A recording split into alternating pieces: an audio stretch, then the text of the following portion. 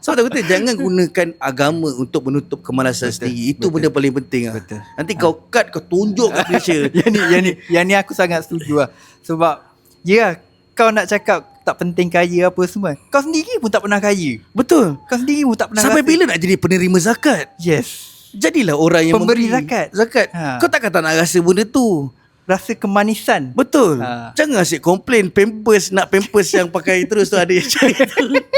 Bukan aku tak benda dengan Asnaf. Aku sangat respect dengan Asnaf. Aku pun bayar zakat, betul. alhamdulillah. Cuma bagi aku sendiri macam ni lah, takkanlah kau nak selama-lamanya duduk kat situ. Betul. Jadilah antara orang yang pertama dalam family kau mungkin yang keluar daripada kepompong kemiskinan tu. faham. Sebab bagi aku kadang-kadang kalau kau berjaya, kau tariklah adik-adik kau berjaya, semua berjaya betul, juga. betul. Kau akan Malaysia semua. Bukan takkan boleh tu sebenarnya yang dianjurkan dalam Islam. sebenarnya.